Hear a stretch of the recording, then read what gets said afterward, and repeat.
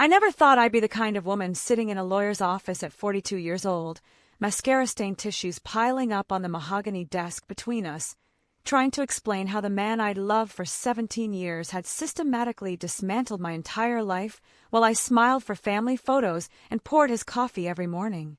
But there I was, in downtown Portland on a Tuesday afternoon in March, watching my attorney's face shift from professional sympathy to something closer to alarm as I laid out the evidence I'd been collecting for 8 months. If you've ever felt the exact moment your world splits in two, you know it doesn't happen like in the movies. There's no dramatic music, no slow-motion realization. For me, it was a notification on my phone at 3 a.m. My husband, Marcus, was supposed to be at a pharmaceutical conference in Chicago.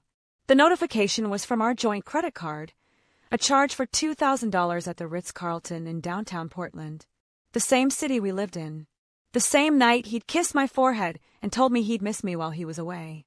I'm telling you this story because I need you to understand something. Betrayal doesn't just break your heart. It rewires your entire sense of reality. And if you're watching this from somewhere in the world where you've ever questioned your own instincts, ever felt crazy for suspecting something was wrong when everyone told you everything was fine, I want you to leave a comment below and tell me where you're watching from. Because you're not alone. None of us are. And before we go any further, check the description box below for more stories like this. Stories about women who refused to stay broken, who fought back in ways that changed everything. But let me take you back to the beginning, to before I knew what Marcus was really capable of, to when I still believed in the life we built together. We met at a wine tasting event in the Willamette Valley back in 2007. I was 25, freshly graduated from business school, and just beginning to understand the weight of the legacy my family had left me. My parents had died in a car accident when I was 19, and their vineyard, Holloway Estate, had been held in trust until I turned 25. 300 acres of premium Pinot Noir grapes, a tasting room that had been featured in Wine Spectator, an evaluation that had climbed to $8 million by the time the trust dissolved and the property became mine. Marcus was a pharmaceutical sales rep, charming and attentive in ways that made me feel seen after years of feeling invisible in my grief. He loved hearing about the vineyard. He'd ask detailed questions about the business, about the varietals we grew, about my plans for expansion. I thought he was genuinely interested in my passion. I didn't realize he was cataloging assets. We married a year later in a small ceremony at the vineyard, under an arbor wrapped in grapevines and late summer roses. I wore my mother's dress. Marcus cried during his vows. I believed every word. For the first few years, everything seemed perfect. We lived in the restored Victorian farmhouse on the vineyard property. Marcus supported my decision to expand our distribution, to hire a new winemaker, to invest in sustainable farming practices. He even quit his sales job to help manage the business side of operations. At the time, I thought it was romantic. A partnership, two people building something beautiful together. I didn't see the way he was slowly inserting himself into every financial decision, every contract, every relationship with our distributors and suppliers. I didn't notice how my name was gradually being replaced with we and us in conversations with our accountant and our lawyer. I just saw my husband, working late in the office, telling me he was handling things so I could focus on the creative side, on the winemaking itself. We had 2 children. Olivia was born in 2010, and Jacob followed in 2012. I was drowning in the beautiful chaos of motherhood, of running a business, of trying to honor my parents' legacy while building a future for my own kids. Marcus became the one who handled the paperwork, the finances, the boring administrative details I was too exhausted to manage. That was my first mistake, trusting someone else with the foundation of everything my family had built. The cracks started showing around year 12. Marcus became distant, irritable. He'd snap at the kids over nothing, then apologize with expensive gifts. He started traveling more for what he called consulting work, helping other small businesses with their operations. I was proud of him.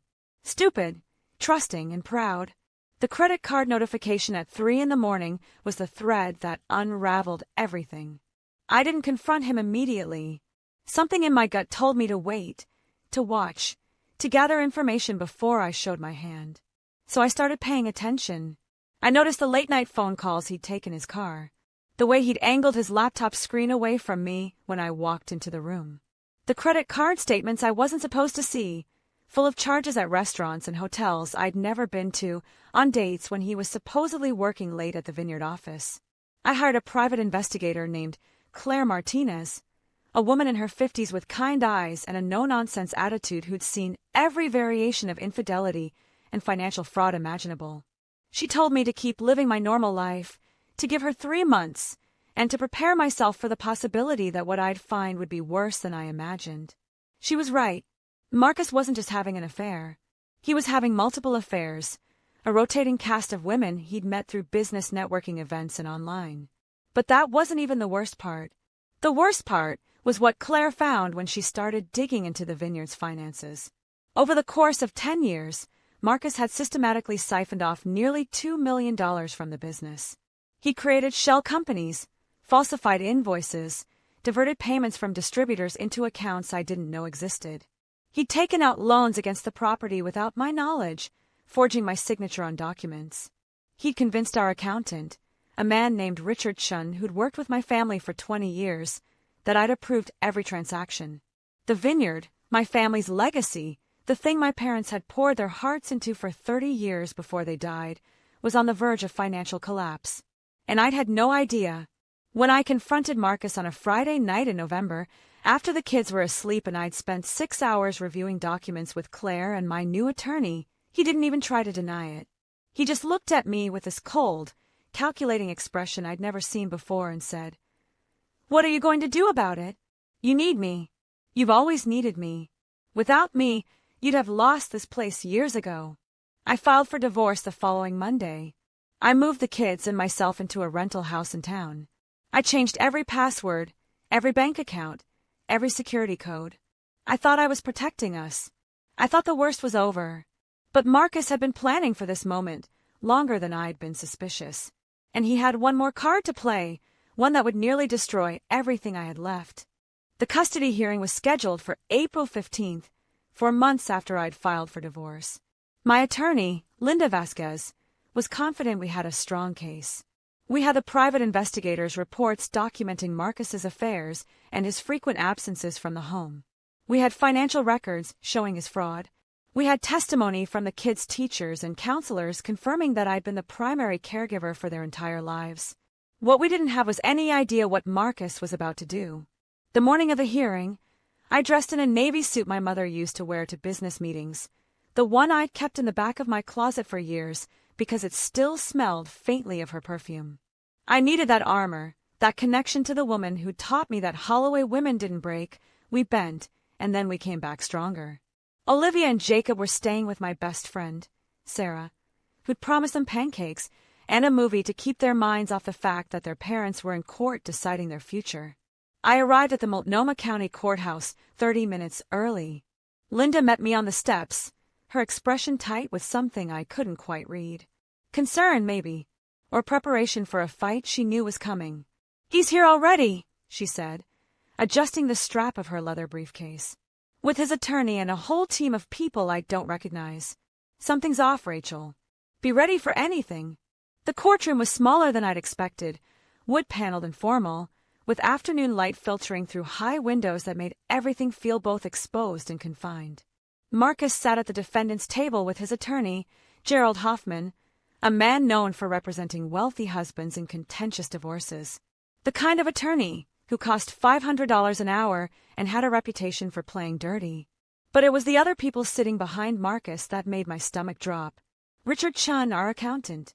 David Park, the Vineyard's operations manager who I'd fired 2 months earlier when I discovered he'd been helping Marcus falsify records.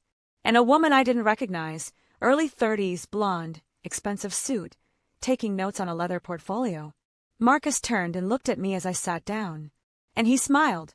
Not the warm smile I'd fallen in love with 15 years ago, but something colder, sharper. The smile of someone who believed they'd already won. Judge Patricia Brennan entered, and we all stood. She was in her early 60s, with silver hair and a reputation for being fair but firm. I researched her extensively. She didn't tolerate games in her courtroom, and she was known for protecting children's interests above all else. That gave me some comfort, until the hearing actually began. Hoffman started with the standard arguments. Marcus was a devoted father who'd sacrificed his career to help manage the family business. He'd been actively involved in the children's lives, coaching Jacob's soccer team, attending Olivia's piano recitals. The affairs, Hoffman argued, were regrettable but irrelevant to his ability to parent. People made mistakes in marriages. That didn't make them bad parents. Then Hoffman pivoted to finances, and I felt Linda tense beside me.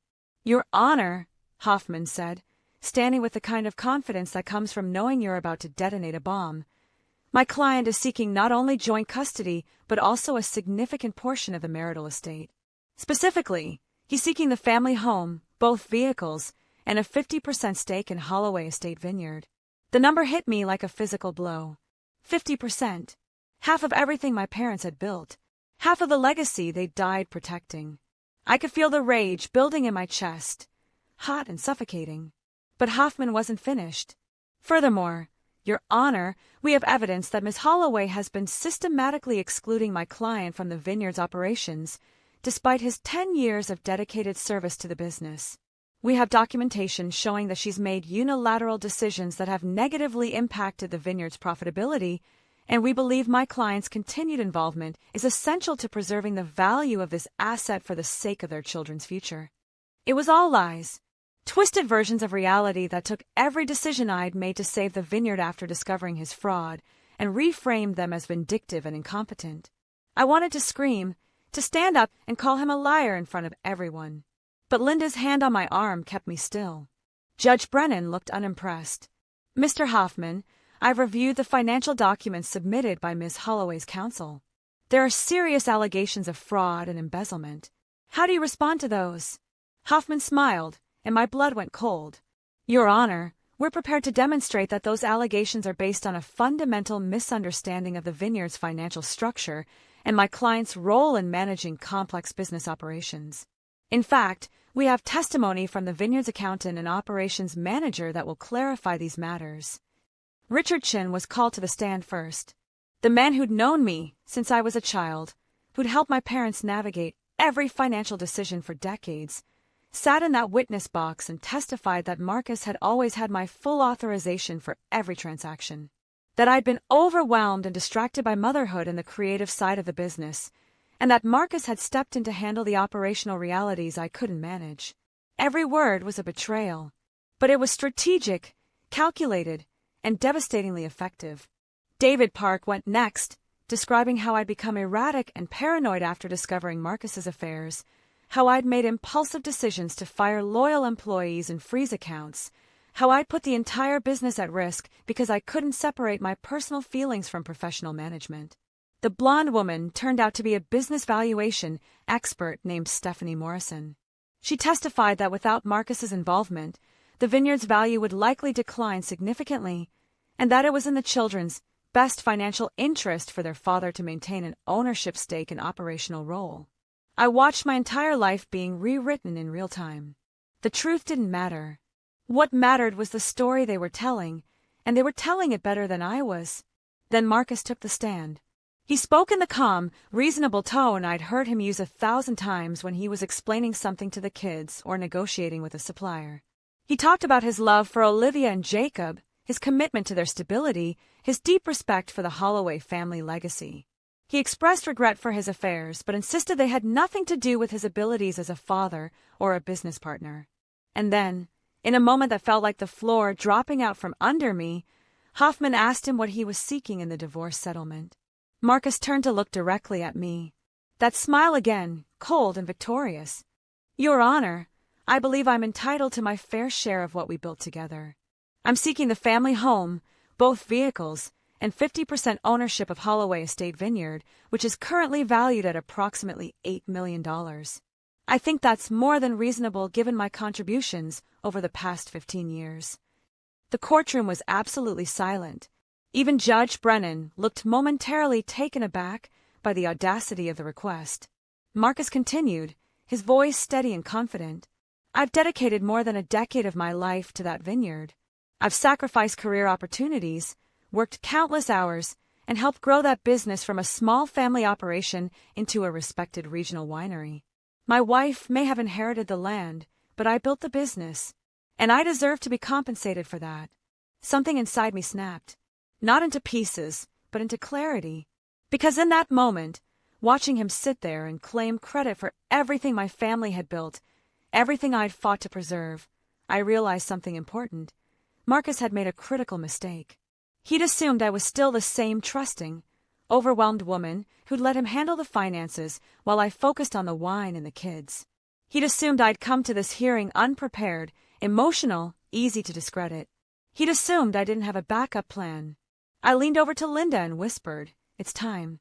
She looked at me, surprised, then nodded slowly. She'd seen the documents I'd brought in my briefcase that morning, the ones I'd told her to hold unless we absolutely needed them. I'd hoped we wouldn't. I'd hoped Marcus would show some shred of decency, some recognition of the damage he'd caused. But he just demanded half of my family's $8 million legacy, while smirking at me from the witness stand. Decency was off the table. Linda stood. "Your Honor, if I may, my client has some additional evidence that we believe is relevant to these proceedings." Judge Brennan looked intrigued. "Proceed, Counselor." I stood up, my hand steadier than I'd expected, and walked toward the bench with my briefcase. Every eye in the courtroom was on me. Marcus's smirk had faded slightly, replaced by confusion. He didn't know what was coming. That was the point. I opened the briefcase and removed a folder containing documents I'd spent the last 3 weeks compiling with Claire's help and a forensic accountant named Thomas, who specialized in uncovering financial fraud. Documents Marcus didn't know existed. Evidence he thought he'd covered up too well for anyone to find. "Your Honor," I said, my voice calm and clear, "you'll want to see this." Judge Brennan took the folder. The courtroom was so quiet I could hear the pages turning. Her expression shifted as she read. Surprise, then confusion, then something that looked a lot like anger. She looked up at Marcus, and her tone had changed completely. "Mr. Holloway, according to these documents, you've been systematically embezzling from your wife's business for over a decade. There are falsified invoices, unauthorized loans, and what appears to be multiple bank accounts in the Cayman Islands containing nearly $2 million that originated from Holloway Estate Vineyards operating accounts. Is this accurate?" The room erupted. Hoffman was on his feet objecting, demanding to see the documents, claiming they hadn't been properly disclosed in discovery. Richard Shun looked like he was going to be sick. David Park was whispering urgently to someone on his phone. And Marcus had gone completely pale, his earlier confidence evaporating as he realized his carefully constructed house of cards was collapsing. But I wasn't done yet, because the documents I'd handed Judge Brennan contained one more piece of information that was about to change everything. Judge Brennan held up her hand, and the courtroom fell silent again. Her expression was severe, the kind of look that made it clear she would not tolerate any more interruptions. "Mr. Hoffman," she said, her voice cutting through the tension like a blade, "I'm going to give you exactly 1 minute to review these documents with your client before I continue. But I'll warn you now, if what I'm reading is accurate, we're moving far beyond a custody and divorce hearing. We're potentially looking at criminal charges." Hoffman grabbed the copies Linda provided and huddled with Marcus at their table. I could see Marcus's face cycling through emotions. Shock, denial, panic, and then something worse. Calculation. He was trying to figure out how to spin this, how to minimize the damage, how to turn this around somehow. But there was no spinning this. Not anymore. The documents I had provided weren't just financial records. They were a complete roadmap of Marcus's decade-long scheme to steal from my family's business. Thomas Wu, the forensic accountant, had spent 3 weeks tracing every suspicious transaction, every falsified invoice, every penny that had disappeared from the vineyard's accounts. What he'd found was staggering in its scope and audacity. Marcus had created 3 shell companies with names similar to legitimate vineyard suppliers: Pacific Northwest Bottling Solutions, Willamette Valley Distribution Services, and Oregon Wine Marketing Group. He'd set up accounts in their names and systematically invoiced the vineyard for services that were either drastically overpriced or never rendered at all. The money had gone into these shell company accounts, then been transferred to offshore accounts in the Cayman Islands. He'd also taken out 2 loans against the vineyard property, forging my signature on the loan documents. The money from those loans, nearly $400,000, had been used to fund his affairs and his lifestyle, including the purchase of a condo in downtown Portland where he'd been living a second life I'd known nothing about. But the piece of evidence that I knew would be the final nail in the coffin wasn't about the money at all. It was about Richard Chun and David Park, and the deal Marcus had made with them to help cover up his fraud. According to emails Thomas had recovered from David Park's computer before I'd fired him, Marcus had promised both men significant payouts once he successfully gained control of the vineyard through the divorce. Richard would receive a $250,000 consulting fee, and David would be reinstated as operations manager with a substantial raise and profit-sharing agreement. They'd all been conspiring together to steal my family's legacy, and they'd almost succeeded. Judge Brennan finished reading and looked up at Marcus with an expression of barely contained disgust. "Mr. Holloway, these are extremely serious allegations. Before we continue with this custody hearing, I need to know, do you deny the authenticity of these financial records and email communications?" Marcus opened his mouth, closed it, then looked at Hoffman, who seemed to be rapidly reassessing his entire strategy. Finally, Hoffman spoke. "Your Honor, we'll need time to review these documents thoroughly before my client can respond. This is highly irregular, producing evidence at this stage without proper disclosure." "Mr. Hoffman," Judge Brennan interrupted, "I don't want to hear about procedural objections right now. I want to know if your client embezzled $2 million from his wife's family business. That's a yes or no question." The silence stretched out. Marcus was staring at the table, his jaw clenched, his hands clasped so tightly his knuckles had gone white. This was the moment where he had to either admit what he'd done or commit perjury in front of a judge who already had evidence of his crimes. The money was for business development," Marcus finally said, his voice lacking its earlier confidence. "I was making investments to grow the vineyard." Rachel didn't understand the complexities of... "Stop!" Judge Brennan's voice was sharp. "Don't insult my intelligence or waste my time. I've been a judge for 23 years, and I've seen every variation of financial fraud and marital deception imaginable. What I'm looking at here is textbook embezzlement, with the added complications of forgery, conspiracy, and witness tampering. Do you understand the gravity of what you're facing?" Marcus said nothing. He couldn't, because in that moment, I think he finally understood that his carefully planned scheme had failed, that his confidence and charm and manipulation wouldn't work anymore, that the woman he'd underestimated for 17 years had just destroyed him in the most public way possible. And if you're watching this right now, if you've ever been in a situation where someone you trusted betrayed you so completely that you questioned your own reality, I need you to hear this. You are not crazy. Your instincts were right, and there is power in patience, in gathering your evidence, in waiting for the exact right moment to reveal the truth. Share the story with someone who needs to hear that message. Let them know they're not alone. And check the description box below for more stories about people who refuse to stay victims.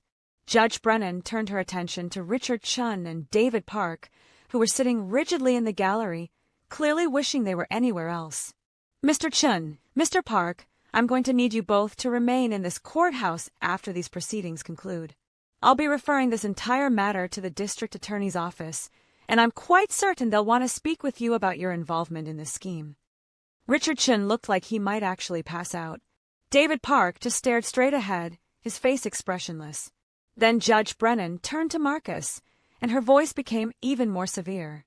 "Mr. Holloway, I'm revoking your request for any portion of the marital estate. Furthermore, based on the evidence presented here today, I'm granting Ms. Holloway full legal and physical custody of your minor children, with supervised visitation only, pending a full investigation into these financial crimes. You will have no access to any accounts, properties, or assets associated with Holloway Estate Vineyard. You will surrender your keys to the family home and vehicles to Ms. Holloway's counsel before you leave this courthouse." Marcus's face had gone from pale to gray. "Your Honor, please, my children." "Your children," Judge Brennan said, "deserve a parent who doesn't commit felonies and then lie about it under oath. Your actions have demonstrated a pattern of deception, fraud, and manipulation that makes me seriously question your judgment and your fitness as a parent. If you want any hope of maintaining a relationship with your children, I suggest you cooperate fully with the authorities and take responsibility for what you've done." She turned to me, and for the first time since the hearing began, her expression softened slightly. "Miss Holloway, I'm sorry you've had to endure this.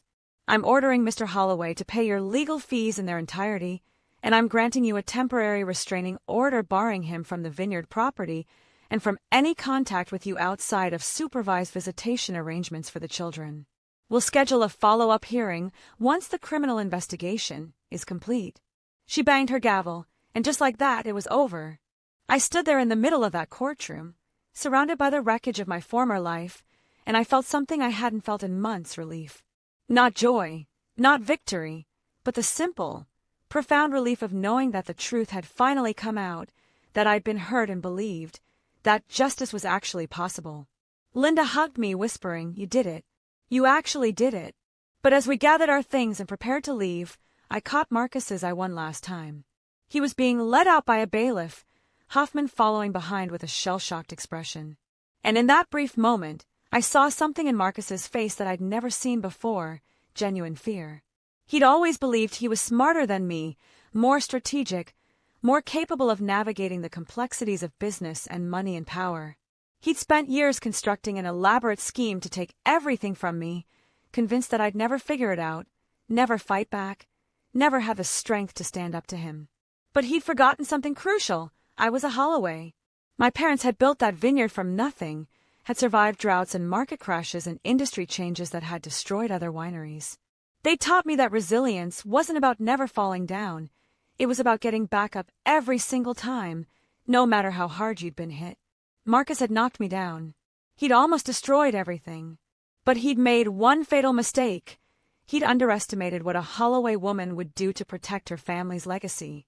Outside the courthouse, the April sun was bright and warm, and I stood on the steps breathing in air that tasted like freedom. My phone buzzed with a text from Sarah. "How did it go?" "The kids and I are waiting to hear." I typed back, "We won. I'll be home soon."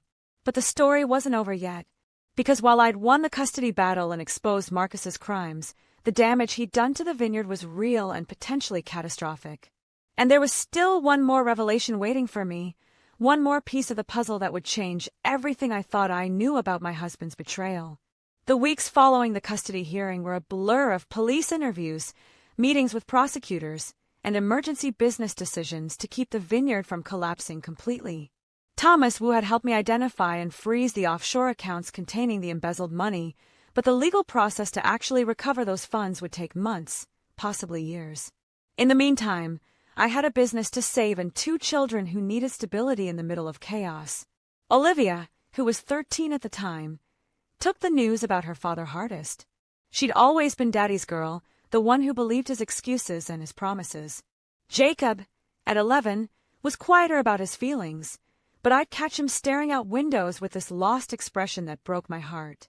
I made the decision early on to be honest with them in age-appropriate ways. I didn't hide what their father had done, but I also didn't demonize him. They needed to process their own feelings, to come to their own conclusions about who Marcus really was. Sarah was my lifeline during those first few weeks. She helped with carpools and school lunches and late-night panic attacks when I'd wake up convinced I'd forgotten some crucial piece of evidence or missed some deadline that would undo everything. She was the one who held me when I finally broke down and cried, not pretty tears, but ugly, gasping sobs for the life I'd thought I had, for the future I'd believed in, for 17 years of love that turned out to be built on lies. But I couldn't afford to stay broken for long. The vineyard needed me. I hired a new operations manager named Elena Rodriguez, a woman in her 40s with 15 years of experience in wine country and a reputation for turning around struggling wineries. She was honest about the challenges we faced. We'd lost major distribution contracts when word got out about the embezzlement scandal. Several key employees had quit during the chaos of Marcus's arrest, and we were heading into harvest season drastically understaffed and underfunded. But, Elena said during our first meeting, walking through the vineyard rows with me at sunset, "You've got something most struggling wineries don't have, a legendary product and a family name that means something in this industry. Your parents built a reputation over 30 years. That kind of brand equity doesn't disappear overnight. We can work with this." She was right. The Holloway name still carried weight. When I reached out to old contacts my parents had cultivated, when I explained what had happened, and what I was trying to do, people listened. Not everyone, but enough. A few distributors gave us another chance. Some longtime customers increased their orders. Word started spreading in the wine community about the woman who'd exposed her husband's fraud and was fighting to save her family's legacy. Slowly, painfully, we started to stabilize. The criminal case against Marcus moved forward faster than I'd expected. The evidence was overwhelming, and his attorneys eventually advised him to take a plea deal rather than risk a trial. He pleaded guilty to wire fraud, embezzlement, and forgery, and was sentenced to 5 years in federal prison. Richard Chun and David Park also pleaded guilty to conspiracy charges and received shorter sentences plus substantial fines. I felt no satisfaction in any of it. These men weren't abstract enemies. They were people I'd known and trusted. Richard had been at my wedding. David had coached Jacob in Little League. The betrayal wasn't just about money. It was about the hundreds of small moments I'd believed were real connections but turned out to be calculated manipulation. The divorce was finalized 6 months after the custody hearing. I retained full ownership of the vineyard, the house, everything. Marcus was ordered to pay restitution from the seized offshore accounts, but there wasn't enough to cover all the damage. I'd have to rebuild slowly, carefully, making every dollar count. But there was one more revelation waiting for me, one that came from an unexpected source and changed how I understood everything that had happened. It came in the form of a letter delivered to my attorney's office 3 months after Marcus started his prison sentence. The letter was from a woman named Jennifer Caldwell, one of Marcus's former affairs. She'd seen news coverage of the trial and wanted me to know something she thought I deserved to understand. I almost didn't read it. What could one of my husband's mistresses possibly tell me that would matter? But something in the way Linda handed me the envelope, with unusual gentleness, made me curious enough to open it. Jennifer's letter was 5 pages long, handwritten and brutally honest. She described how Marcus had pursued her at a business conference in Seattle, how he presented himself as unhappily married to a woman who was too focused on her family's business to appreciate him, how he'd made her believe they had a real connection. She'd fallen for it completely, even started imagining a future with him. But then she discovered something that made her end the relationship immediately. Marcus had another girlfriend. And another one after that. He wasn't unhappily married and looking for love. He was systematically cultivating relationships with multiple women, using them for emotional validation and financial support. Jennifer had loaned him $15,000 for what he'd claimed was a business opportunity. She'd never gotten it back. That wasn't the revelation that hit me hardest, though. The revelation came in the last paragraph of her letter. "I wanted you to know," Jennifer wrote, "that when I confronted Marcus about the other women, he told me something I think you should hear. He said that his entire plan, from the beginning of your relationship, was to marry you for the vineyard. He said he'd researched your family, knew about the inheritance you'd be getting when you turned 25, and decided you were the perfect target. He called it the long game. He was proud of himself for being patient, for playing the devoted husband for so many years before making his move. I'm not telling you this to hurt you more than you've already been hurt. I'm telling you because you deserve to know the full truth about who he really is. I'm so sorry he did this to you. I'm sorry we all fell for his lies." I sat in Linda's office reading that letter 3 times, feeling like I was watching my entire marriage reframe itself in real time. Every memory, every moment I thought was genuine love, suddenly looked different through this new lens. Our first meeting at the wine tasting, his intense interest in the vineyard, his eagerness to quit his job and help manage the business, his insistence on handling the finances. It had all been calculated. From the very beginning. The man I'd loved for 17 years, the father of my children, had never really existed at all. He'd been a character Marcus played, a long-term con designed to steal everything my parents had built. I drove out to the vineyard that evening and walked through the rows of grapevines in the fading light. This land, these vines, this legacy my parents had poured their lives into, Marcus had tried to take it all. He'd gotten so close to succeeding. But he'd failed, and I was still here. That realization, standing alone in the vineyard at sunset, was the turning point. Not the custody hearing, not the criminal trial, not even Jennifer's letter revealing the depths of Marcus's deception. The turning point was the moment I decided that Marcus Holloway had already taken 17 years of my life. He wasn't getting one more day. I threw myself into rebuilding. Elena and I worked 14-hour days during harvest season. I reached out to every contact in my parents' old network, rebuilding relationships Marcus had damaged. I hired a marketing firm to rebrand the vineyard, emphasizing our family heritage and commitment to quality. I started giving interviews about sustainable farming practices, about women in the wine industry, about resilience and recovery. And slowly, month by month, the vineyard started to come back. Our sales increased. We won awards for our latest vintage. We expanded distribution into markets we'd never accessed before. 2 years after the custody hearing, Holloway Estate was not just surviving, it was thriving in ways it never had before. The kids were healing, too, in their own ways. Olivia had started going to therapy, working through her complicated feelings about her father. She decided she didn't want to visit him in prison, and I supported that decision. Jacob, on the other hand, had gone to visit Marcus twice, though he came back quieter each time, processing things I couldn't fully understand. I reminded them both that they weren't responsible for their father's choices, that they got to decide what relationship with him looked like going forward. I started dating again about 3 years after the divorce was finalized. Nothing serious, just coffee dates and the occasional dinner with men I met through friends or at wine industry events. It was terrifying, trusting someone new after what Marcus had done. But I was learning, slowly, that not every man was a con artist, that some people actually meant what they said, that vulnerability didn't have to equal stupidity. I met Daniel on a Tuesday afternoon in September at a sustainable agriculture conference in Eugene. He was a professor of environmental science at the University of Oregon, divorced with 1 teenage son, and refreshingly honest about his own baggage. We talked for 3 hours over coffee about soil composition and climate change, and what it meant to rebuild your life after someone you trusted destroyed it. I don't need to be rescued.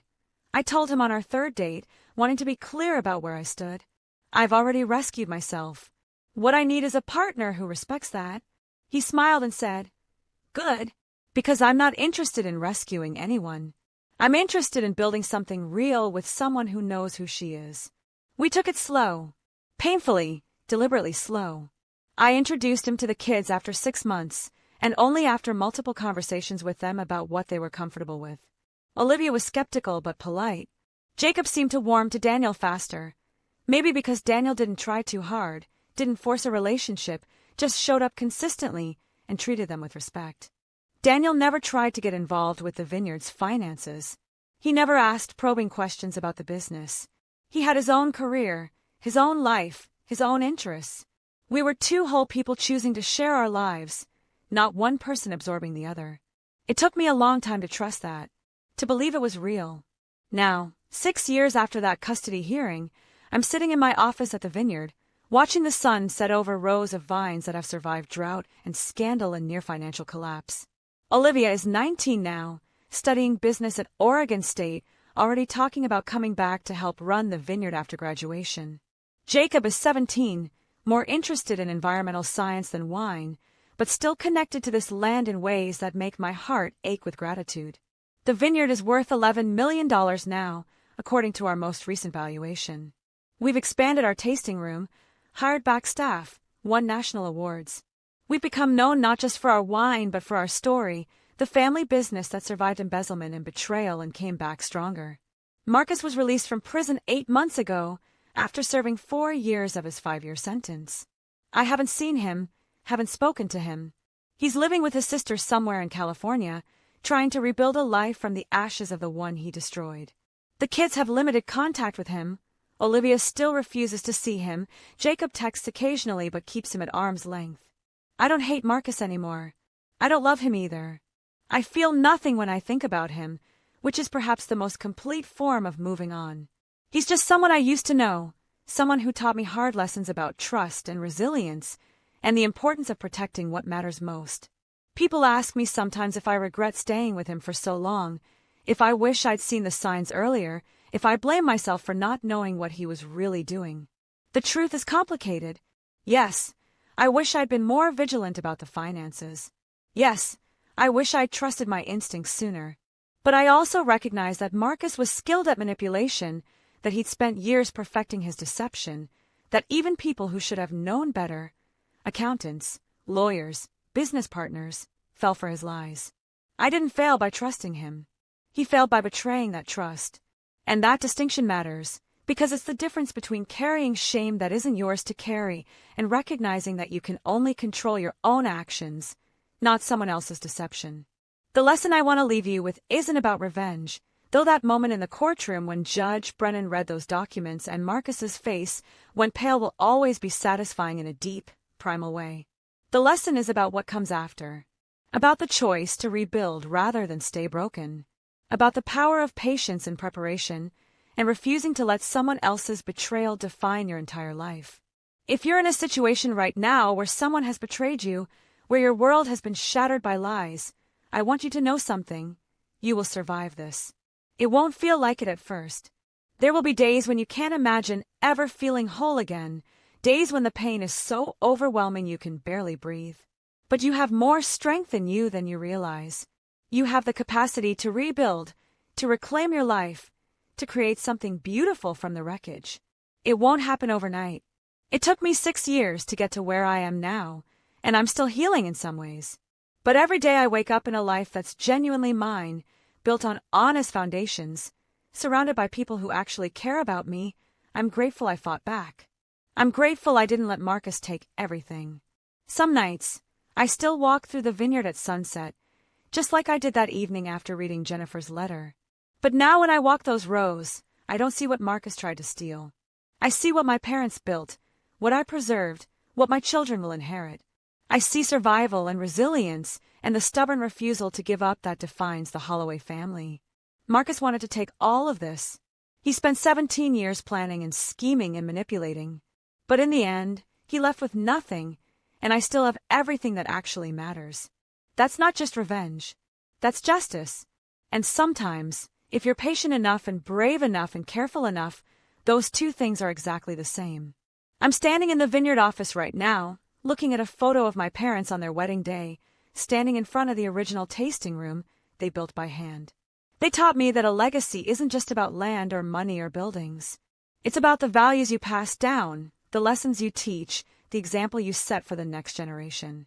Marcus tried to steal my family's legacy. But legacies aren't things that can be stolen by forging signatures on loan documents. They live in the people who carry them forward, in the stories we tell, in the choices we make when everything falls apart. And my legacy, the one I'm building for Olivia and Jacob, isn't about a vineyard worth millions of dollars.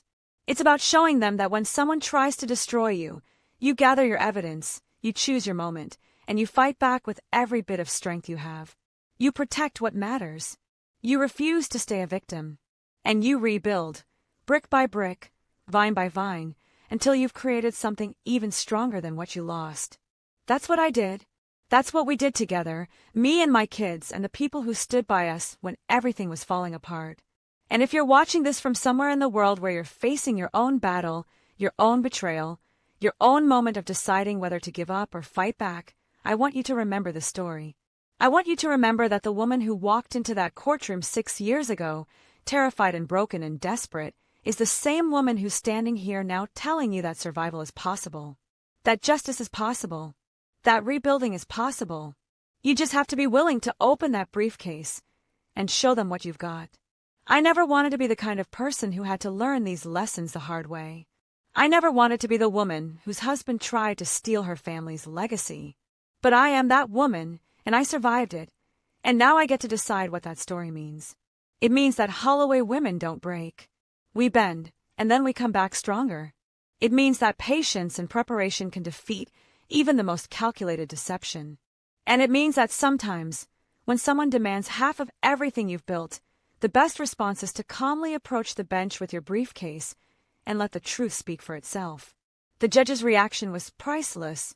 But my reaction, the moment I decided to stop being a victim and start being a fighter, that was everything. Thank you for listening to my story. I hope it helps you in whatever battle you're facing right now. And please, check the description box below for more stories like this. Stories about people who refused to let betrayal define them, who fought back and won, and rebuilt their lives into something beautiful. You're stronger than you think. And you deserve better than someone who treats your trust like a weapon to use against you. Remember that. And if you need to hear it again, come back to the story. I'll be here, standing in my family's vineyard, living proof that survival is always possible. Always.